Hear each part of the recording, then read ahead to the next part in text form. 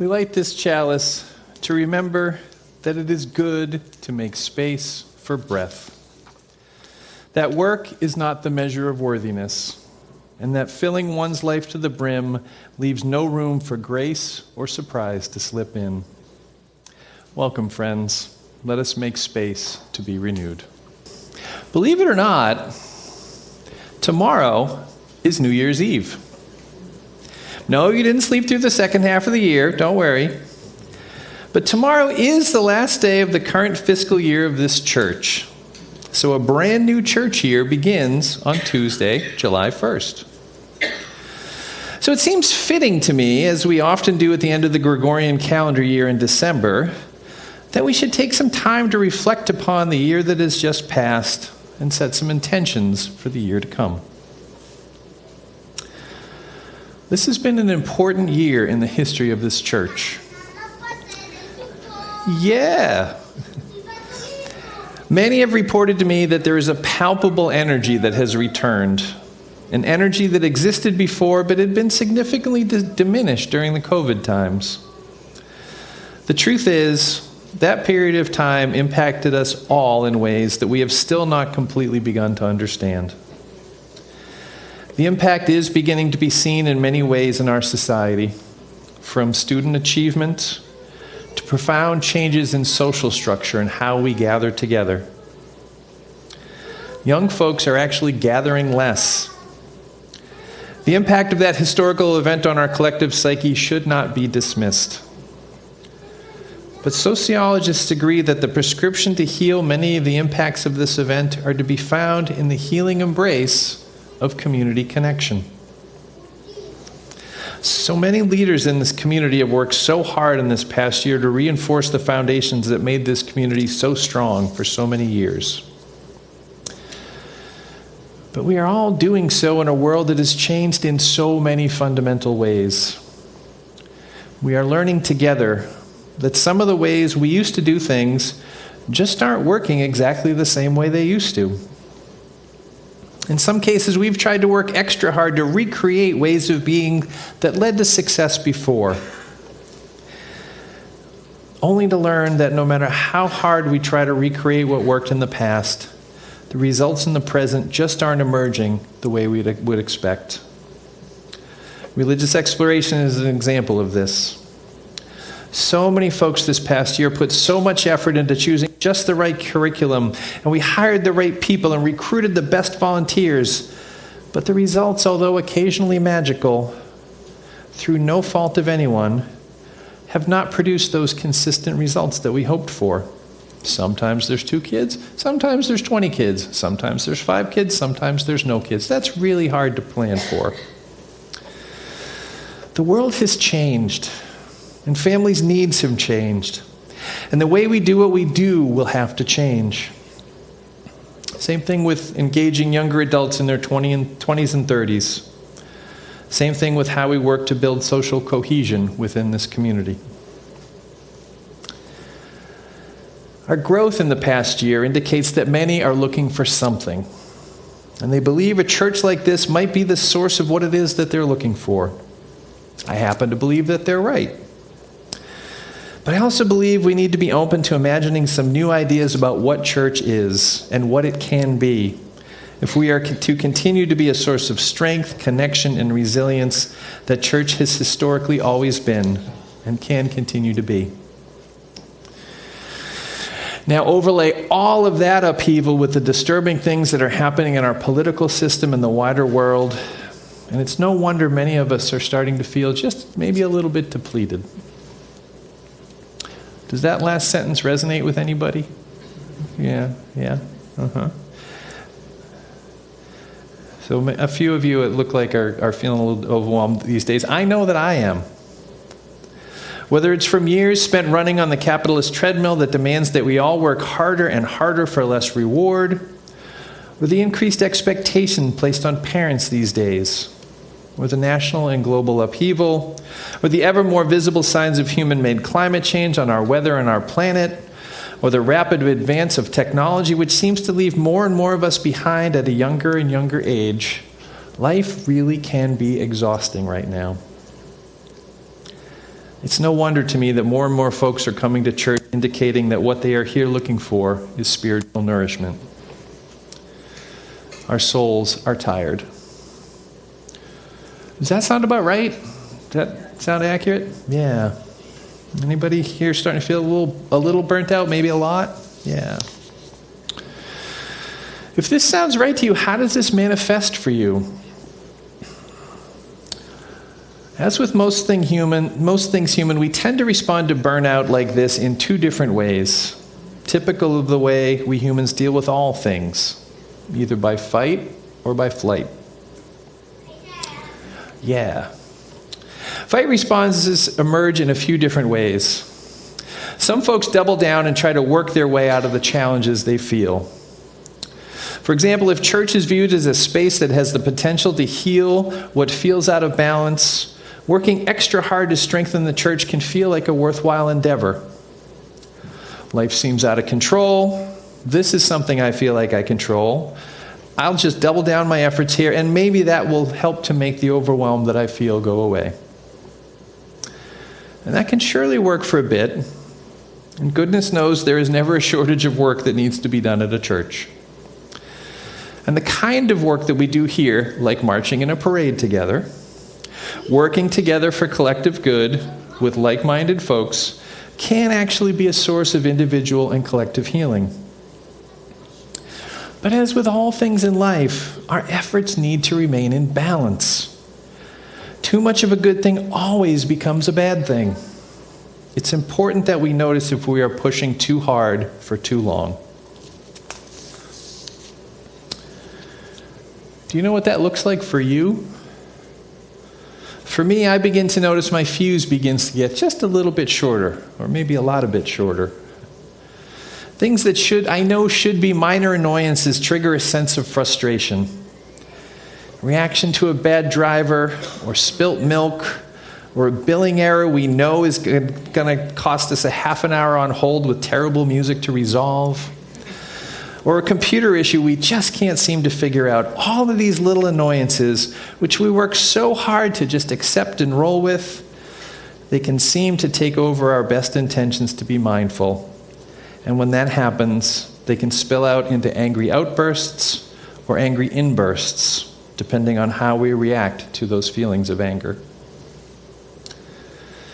The other approach many use is flight or withdrawal. If it all seems too much, we end up procrastinating. We're avoiding doing a task that we know wouldn't even be too hard, but we just can't do it. Something inside just won't let us do what we know that we want to or should do. It's almost as if our souls are stomping their feet and saying, "No, I just don't want it, and you can't make me." And although both of these reactions, angry outbursts or resistance to doing what we're supposed to do, all sound like the behavior of an insolent toddler, our souls are never wrong. These are all signs that our souls are trying to say to us, "Hey, we're a little out of balance here. We need to take a break. We need some replenishment." Does this sound familiar? Yes? Yes? The antidotes to these types of feelings, angry outbursts or uncontrollable avoidance, is the same. If anything I mentioned earlier felt familiar, that is a clear sign that you need to find a way to add more rest into your life. But of course, rest in our society is frowned upon, which means that rest is countercultural, which right away makes me want to explore it even more because I love being countercultural. So here at the end of this church year and at the beginning of summer, this is my message to you and my invitation to you. I'd like to offer us all permission to rest just a little bit. It's not like our ancestors didn't know this was important, even in their busy times. The Bible tells us that God made everything that exists in 6 days. That's a heavy lift. And you know what it says God did on the seventh day? They rested. Even God needs a break. Why do we have such a hard time admitting that maybe we aren't superhuman and that maybe we might benefit from a break every now and then? That was supposed to be the whole point of Sunday, a Sabbath day, a day to take a break from work and to just rest. Come to church, get your soul nourished, and then spend the rest of the day with family or friends or with a quiet book or with a wander in nature. How many in this room actually follow that prescription? If not on Sunday, do you at least have one day that you try to set aside as a day where you put down the phone, set down the to-do list, and just spend time doing whatever it is that replenishes your soul? If you're like me, the answer might be an uncomfortable shuffling of feet and looking down at the ground and saying, well, sort of, not really, definitely not as consistency as I'd like to be. And truth be told, this sermon is just as much for me as it is for y'all. Being productive all the time is so valued in society that we feel pressure to never stop going, to never stop doing. But that is not how we are built. It's just not. The ancients included stories of the gods resting because they knew how necessary it is for human functioning. We've collectively forgotten this ancient wisdom, and it is showing. So this is my invitation to all of us. Before we jump back into the work of preparing for the resumption of full church time in the fall, consider taking a bit of a rest this summer in whatever ways that you can. Keep coming to church, but rest a little bit. Remember that rest is countercultural. Did you know there's a whole website called Nap Ministry? Tricia Hersey has put together a whole movement dedicated to revitalizing the vital art of rest. Just Google Nap Ministry, and you'll find her work. You'll see that she describes rest as anything that connects your mind and body. And in fact, this is her mantra. She says, "Our bodies are a site of liberation." She notes that rest is a form of resistance because it disrupts and pushes back against capitalism. Rest isn't a luxury, but an absolute necessity if we are going to survive and thrive. To rest is to creatively respond to the grind culture's call to always do more. She goes on to say, "We are not machines. We are not on earth to fulfill the desires of an abusive system via our exhaustion.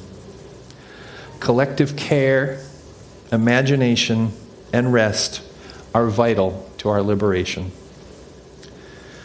Finally, and I love this quote, she says, "Our rest is centered on connecting and reclaiming our divinity given to us by our birth." In other words, it is rest that connects us to God, whatever that word means to you, and that rest is a path to oneness of all. So I hope I've convinced you, if rest is not already on your to-do list, to put it there right now. Right pinned at the top so it never goes away. These lazy days of summer are a perfect time to begin a new practice of rest, if you don't already have such a thing. It's okay to slow down for a minute. In fact, it's crucial. There is a lot of work to be done. There always will be. And this moment in history will be calling us to work perhaps harder than we ever have before. So much is currently being undone that will need to be recovered. As the old saying goes, if the plane is going down, put the mask over yourself first before trying to assist those around you. Those airline folks speak the truth. We are of no good to anyone if our own tanks run out of air. This week, this summer, and then for the rest of our lives, let's commit to the countercultural act of actually ensuring that we have enough air to comfortably breathe before we try to go helping everybody else. All the other passengers on this flight are counting on us all to do that. The time is now. There is no time like the present. So before we end, let's begin that practice together. Let's take in a deep breath and let it out with a big sigh. One more time.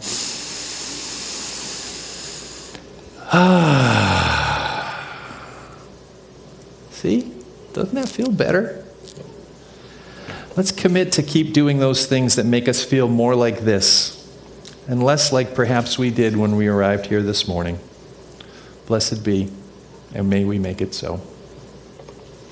As we come to the end of our service, may you depart from our time together buoyed by the Spirit of life, delighted by the warmth of our gathering, and renewed in soul and mind. As we extinguish the flame of our chalice, may its lingering spark be carried in your heart until we are together again. Go in peace, take a rest, take a breath, and renew your spirits because we need you all. Good week.